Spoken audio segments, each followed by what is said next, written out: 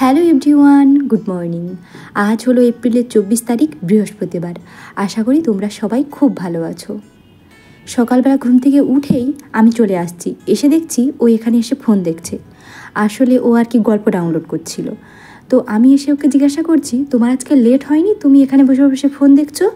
তো ও বলছে এখনও অনেক দেরি রয়েছে, মানে এই বেজেছে 5:30। ও তো 6টার সময় বেরিয়ে যাবে, এই জন্য বসে বসে গল্প ডাউনলোড করছে। ও ফ্রেশ হয়ে রেডি হয়ে ওখানে বসে গল্প ডাউনলোড করছে। তারপর আমি এসে ওকে শরবতটা দিলাম। আর চুলটা দেখো পুরো কাকের বাসা হয়ে রয়েছে, মানে ঘুম থেকে ওঠার পর তো এখনও চুলটা আঁচড়ায়নি। তো যাই হোক, ওকে বললাম আর দেরি করতে হবে না।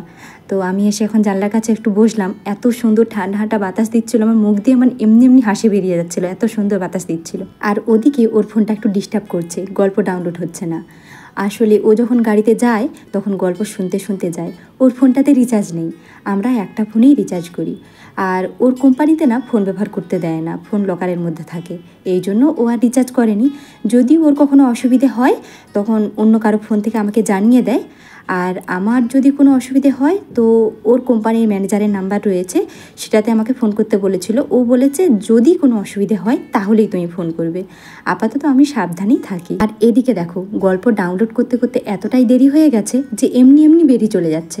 না চশমা নিয়েছে, না ফোনটা নিয়েছে, না ব্যাগটা নিয়েছে, এমনি এমনি চলে যাচ্ছে। তো যাই হোক, ওই সব কিছু আমি দিয়ে দিয়েছি।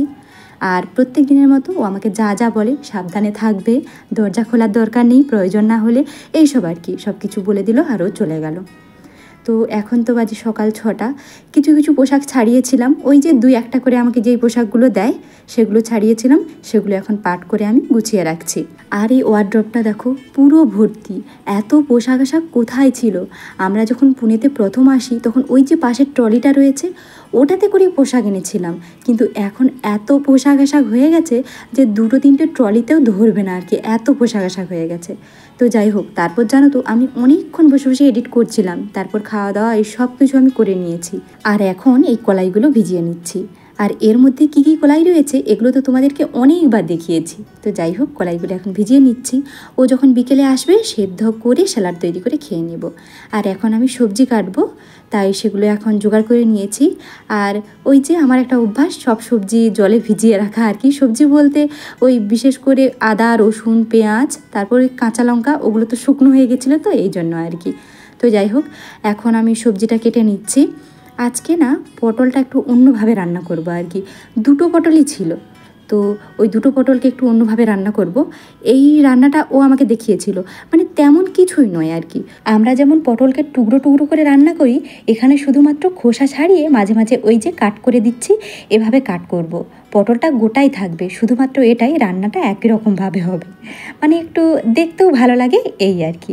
আর সবজি কাটা হয়ে গেছে, পেঁয়াজ কাটতে কাটতে আমার অবস্থা দেখো, নাকের জলে চোখের জলে হয়ে গেছে, একদম পুরো কান্নাকাটি করে ফেলেছি। তো যাই হোক, সবজি কাটা হয়ে গেছে, আর এখন আমি ভাতটা চাপিয়ে দিচ্ছি। 2 মুঠো চালের ভাত করছি, একাই তো খাবো। আর এদিকে গ্যাসটা জেলে কড়া চাপিয়ে দিয়েছি, কড়াতে তেলটা দিয়ে এখন পটল আর আলুটা ভেজে নেব আর কি। এই যে গোটা গোটা পটল, দেখতে খুব সুন্দর লাগছে কিন্তু। আচ্ছা, একটা কথা বলো তো, তোমরা যখন একা রান্না করে খাও তখন কি রান্না করো? মানে আমি তো বেশিরভাগটা জানি, যখন একা কেউ রান্না করে খায় তখন বেশি কিছু রান্না করে না, মোটামুটি ওই ভাজাভুজি, মানে ডিম ভাজা, আলু ভাতে, এমন রান্না করেই খাওয়া দাওয়া করে নেয়।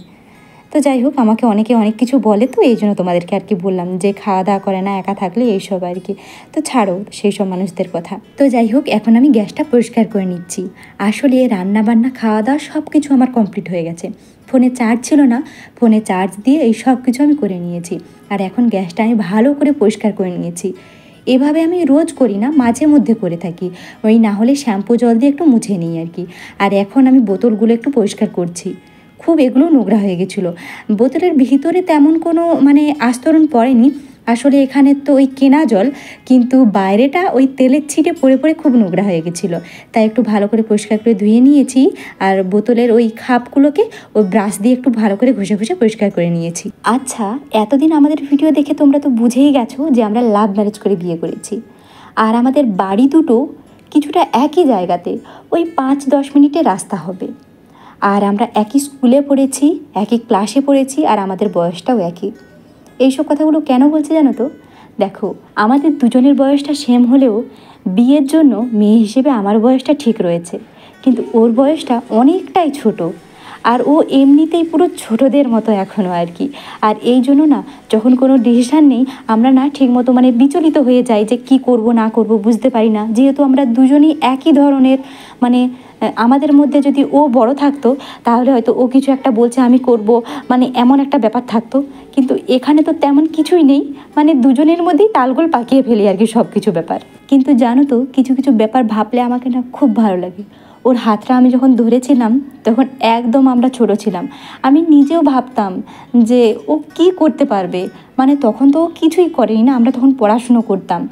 তো এখন যখন ভাবি যে ও সব কিছু করতে পারে, মানে ও আমাকে যতটা দিচ্ছে তাতে আমি সন্তুষ্ট, মানে আমি নিজেই ভেবে অবাক হয়ে যাই আর কি যে ও পারছে, সব কিছু করতে পারছে জানো তো। মানে ওর আমাকে এটা ভাবলে ভালো লাগে যে সব কিছুর পেছনে আমি রয়েছি আর কি, মানে ওর এগিয়ে যাওয়ার পেছনে আর কি। একদিন আমিও শূন্য হাতটা ধরেছিলাম আর আজ হাতটা একটু শক্ত। আর আমি এটা প্রচুর ভালো করে জানি যে একটা সময় আমরা এমন একটা জায়গাকে পৌঁছাবো যে প্রত্যেকটা মানুষ আমাদেরকে দেখবে আর কি। আমি এটা প্রচুরভাবে চাই জানো তো, যে আমরা দুজনে করতে চাই, শুধু সব কিছু না আমি ওর উপর চাপিয়ে দিতে চাই না। ও কতটা করবে, আমিও যতটা পারি সব রকমভাবে ওকে চেষ্টা করব।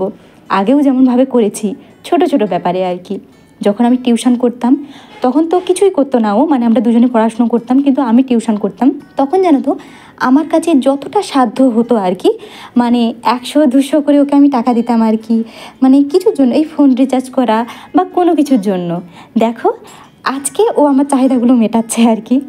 মানে আমি এমনভাবে কখনোই বাঁচতে চাই না যে ও আমাকে বসিয়ে বসিয়ে খাওয়াবে, আমি রানীর মতো থাকবো, এমন ভাবতে চাই না। তবে কি জানো তো, এখন ভাবলে আমার ভালো লাগে যে আমি না ওর কাছে পুরো রানীর মতো থাকি একদম। আমাকে এই জিনিসগুলো ভাবতে না খুব ভালো লাগে।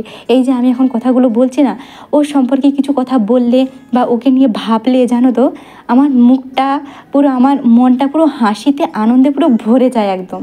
জানো তো আমাদের যখন বিয়ের কথাবার্তা ওঠে ওদের পরিবার থেকে তো রাজি হয়ে গেছিলো, কিন্তু আমাদের পরিবার থেকে রাজি হয়নি। আমার বাবা ওকে বলেছিল 1 মাসের মধ্যে কিছু একটা করতে হবে। আসলে তখন আবার করোনা চলছিল, এত টেনশানে ছিলাম জানো তো, প্রত্যেক দিন কাঁদতাম প্রত্যেক দিন। মানে করোনা চলছিল ওই 2020 সালে আর আমাদের বিয়ে হয়েছে 2022 সালে। ভাবো তাহলে ওই 2 বছর আমি একদিনও না কেঁদে থাকিনি যে কি করে কি হবে আর কি। আর তারপর মানে সব কিছু মিটিয়ে আমরা বিয়ে করেছি, কিন্তু এখনও আমার মনে হয় জানো তো যে অনেকে অনেক কথা শোনায় আর কি, যে আমি কেমন ঘরে বিয়ে করেছি, কিছু নেই, ঘর নেই, বাড়ি নেই, গাড়ি নেই, কিচ্ছু নেই আর কি, বিয়ে করেছি একজন ছেলেকে। তবে জানো তো আমি তাদেরকে একটা জিনিস বোঝাতে পারবো না, মানে আমি আমার বাবা মাকেও বোঝাতে পারবো না। বুঝেছি আমার বাবা মা আমাকে এমন জায়গাতে বিয়ে দিত যেখানে গাড়ি বাড়ি টাকা পয়সা অনেক কিছু হয়তো থাকতো, কিন্তু এমন একজন মানুষ থাকতো না। আমি বলতে চাই আমার বাবা মাকে যে আমি এমন একজনকে বিয়ে করেছি যে আমি তার সাথে খুব ভালো রয়েছি আর কি, যে চেষ্টা করলেও মানে ওর মতো একজন মানুষ আমার জন্য কেউ খুঁজে পেত না। আমি খুব হ্যাপি। তবুও জানো তো যখন কোনো কষ্ট হয় আর সেই কষ্টের কথা যদি বাড়ির লোককে বলে ফেলি তখন তারা বলে যে ওই জন্যই তো ওখানে বিয়ে করতে বারণ করেছিলাম। আসল কথা কি জানো তো, মানে যখন কেউ কোনো জিনিস সহজভাবে পেয়ে যায়, কোনো ভালো জিনিস, তখন তার মর্ম বোঝে না আর কি। যেমন আমার ক্ষেত্রেও হয়েছে যে আমি ভাবি আর কি আমি সব কিছু মানিয়ে নিতে রাজি। ব্যাপারটা আমার জানো তো কী হয়েছে, যেটা আমি করতে পারি না সেই জিনিসটার উপরেই সবাই শুধু জোর করে। পারি না ব্যাপারটা নয়, আমার মনে হয় এগুলো বাড়াবাড়ি, এটাই আর কি। কিন্তু সবাই দেখি সেই জিনিসটার উপরেই বেশি করে জোর করে যে ওই জিনিসটা আমি কেন করি না আর কি, এই জন্য আমি খারাপ। আর আমি ভাবি যে সহজ জিনিসটা পেয়ে গেছে তো এই জন্য তার মর্ম বোঝে না। তো যাই হোক, অনেক কথা বলে ফেলেছি, আরও ধীরে ধীরে অনেক কিছু জানাবো। তো এখন তো সন্ধে হয়ে গেছে আর আমি সন্ধে দিয়ে দিয়েছি, শরবতটাও ভিজিয়ে নিয়েছি। আর সকালে যেই ছোলাগুলো ভিজিয়েছিলাম মানে কলাইগুলো, আমার তো খেয়ালই ছিল না যে ওর জানো তো 12 ঘন্টা ডিউটি হবে, ও তো আসবে না, তাই আর স্যালাডটাও তৈরি করা হবে না। এই জন্য আমি ভাবলাম তাহলে আমি রুটি করে ফেলি আর ওই কলাইগুলো দিয়ে ঘুগনি করে ফেলি, ওই জন্য ওগুলো সেদ্ধ করতে চাপিয়ে দিয়েছি। আর এখন একটা একটা কাজ সেরে নিচ্ছি। এই যে জলটাও ধরে নিয়েছি আর এখন আটা মাখিয়ে নিয়েছি, রুটি বানাবো আর কি, রুটি আর চাপাটি। ও তো এখনও আসেনি, এই জন্য আমি সব কিছু করে নিচ্ছি। আবার কি জানো তো, রুটি মাখাতে মাখাতে না আমি জল ধরতে গিয়েছিলাম, জল ছেড়েছিল। এখন আবার দেখছি রোজ জল ছাড়ছে, বেল দিয়ে আবার ছাড়ছে। কি জানি মাঝে আবার কোন দিন বন্ধ করে দেয়, এই জন্য হয়তো বেল দিয়ে ছাড়ছে।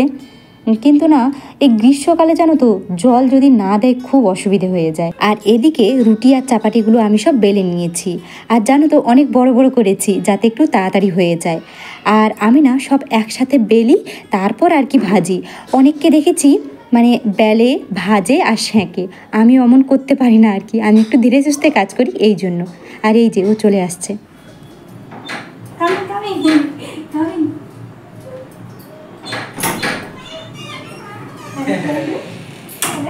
तुम बोलो गेस करो गेस पर क्या हो सकता है আমি রুটি বানাতে তাহলে তো আরো মজা আরো মজা। এই যে ও নিয়ে আসছে মাঞ্চুরিয়ান, আর এখনও স্নান করে নিয়েছে। আর এদিকে খাবারগুলো রেডি করছে, আর আমি ওদিকে না চাপাটি আর রুটিগুলো ভাজছি। আর জানো তো যেই দিন থাকে তো সেই দিন কত কিছু থাকে। আজকে দেখো মাঞ্চুরিয়ান ঘুগনি করছি, আবার দুপুরে কিছুটা সবজি রয়েছে। আর এখন দেখো আমি লেকু একটা চামচ নিয়ে খেতে বসে গেছি।